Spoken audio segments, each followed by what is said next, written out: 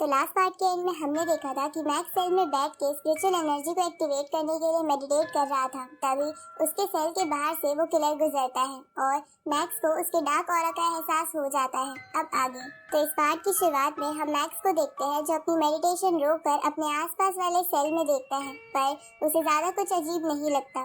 अगले दिन मैक्स जब ब्रेकफास्ट के लिए जेल की कैंटीन में जाता है तो उसे वहाँ वो किलर बैठा दिखता है, जिसमें से उसे वैसा ही ऑरा महसूस हो रहा था। पर मैक्स इस बात पर ध्यान नहीं देता। तभी मैक्स के पास उस किलर के चेले आ जाते हैं और उसे धमकाने लगते हैं। ये देखकर मैक्स समझ जाता है कि ये लोग उस किलर के चेले हैं और वो किलर उसे मारना चाहता है। इसलिए मैक्स उन चेलों से एक साथ अटैक करने को बोलता है, जिसके बाद वो लोग मैक्स को पीटने की कोशिश करते हैं, पर मैक्स उन सबको एक एक कर बेहोश कर देता है। ये देखकर वो किलर मैक्स से कहता है कि मैं तो तुम्हें कमजोर समझ रहा था, पर तुम तो एक काबिल लड़के हो। इसके बाद वो किलर चाकू से लगातार मैक्स पर अटैक करने की कोशिश करता है, पर मैक्स उसके हर अटैक से बच जाता है। तभी वो किलर चकमा देकर मैक्स के पीछे आके उसे चाकू मारने की कोशिश करता है, पर मैक्स उसे नीचे गिरा देता है। पर वो किलर फिर से खड़ा होकर मैक्स की ओर चाकू फेंकता है, पर मैक्स अपनी नई स्पिरिचुअल पावर की मदद से उन चाकुओं को अपने से दूर कर देता है। लेकिन अचानक से माइंड पर प्रेशर डालने की वजह से मैक्स के सर में दर्द होने लगता है। तभी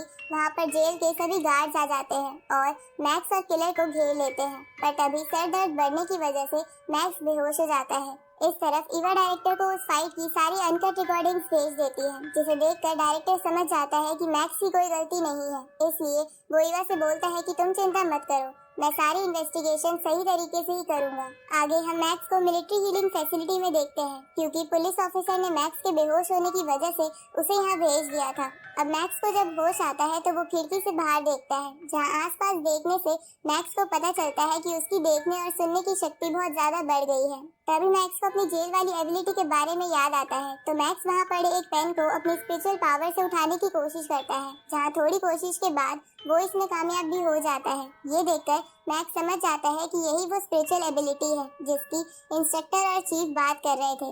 इसलिए मैक्स अपनी इस एबिलिटी पर ठीक से कंट्रोल करने के लिए मेडिटेट करने लगता है, जहाँ मेडिटेट करते हुए मैक्स अपने माइंड में अपनी स्पिरिचुअल एनर्जी के सोर्स को देखता है, लेकिन तभी उसे फिर से सर दर्द होता है। ये देखकर मैक्स समझ जाता है कि वो अपनी करंट बॉडी से ज्यादा स्पिरिचुअल पावर को इस्तेमाल नहीं कर सकता, इसलिए उसे अपनी बॉडी की फिजिकल स्ट्रेंथ को बढ़ाना होगा। आगे मैक्स से डायरेक्टर मिलने आता है और उसे बताता है कि किसी ने उस फाइट की रियल फुटेज हमें भेज दी थी, जिससे हमें पता चल गया है कि तुम्हारी कोई गलती नहीं है, इसलिए तुम यहाँ से जा सकते हो। ये सुन के मैक्स सोचता है कि उसे उस बंदे को थैंक्स बोलना होगा जिसने उसकी मदद की है। तभी डायरेक्टर मैक्स को बताता है कि जिन कैदियों ने तुम पर सेल में हमला करा था उन्हें तुम्हें पीटने के लिए किसी ने ऑर्डर्स दिए थे। ये सुनकर मैक्स उस बंदे के बारे में डायरेक्टर से पूछता है, तो डायरेक्टर मैक्स को उसी बंदे की पिक्चर दिखाता है जो हाउ बाई से मिला था, पर मैक्स को उस बंदे की पिक्चर देखकर समझ नहीं आता कि ये बंदा कौन है और इसने उस पर अटैक क्यों करवाया।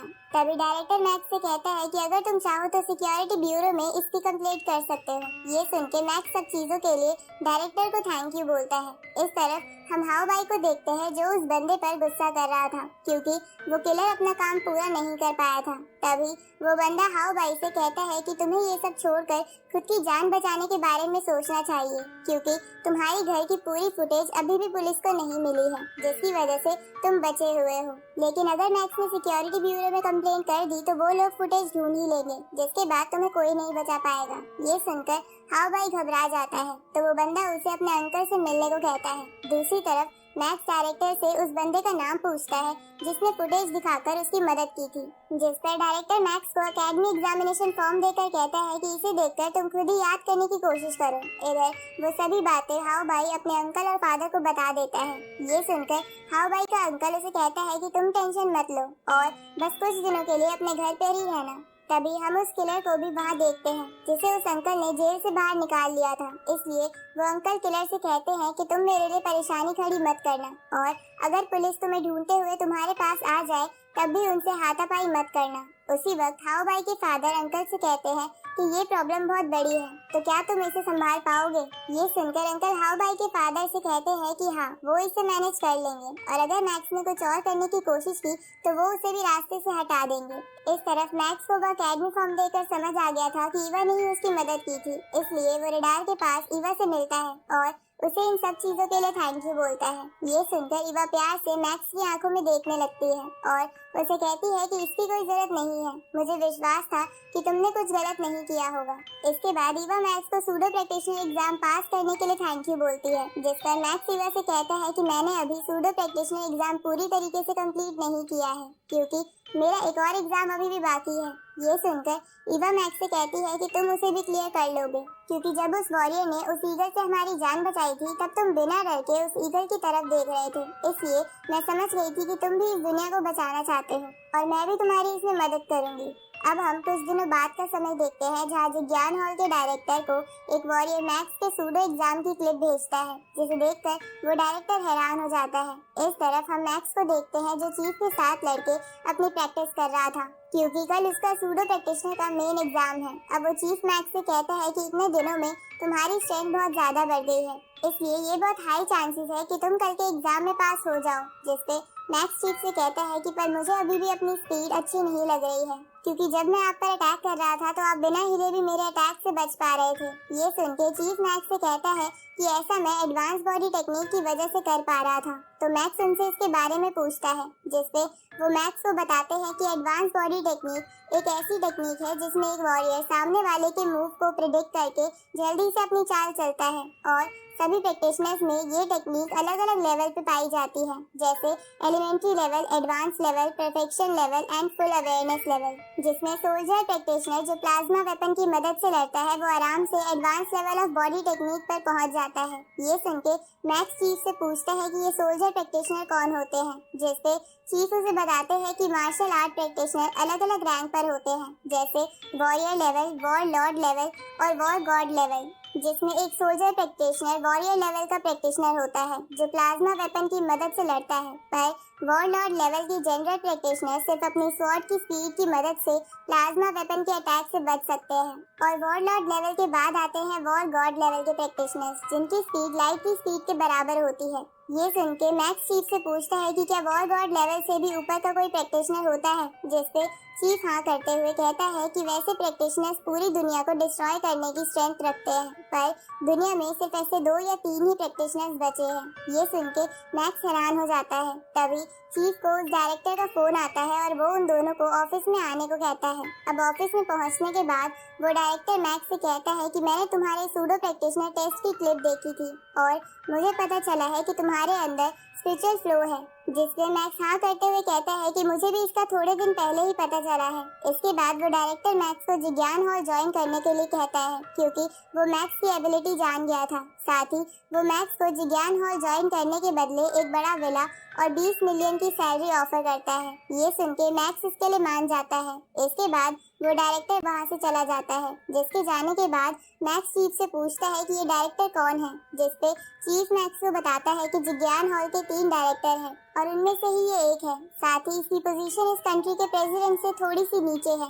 ये सुनके मैक्स हैरान हो जाता है। आगे मैक्स अपने पेरेंट्स को लेके अपने नए विला में शिफ्ट हो जाता है, जिसे देखकर उसका भाई बहुत खुश हो जाता है। साथ ही मैक्स के पेरेंट्स को भी उस पर गर्व था।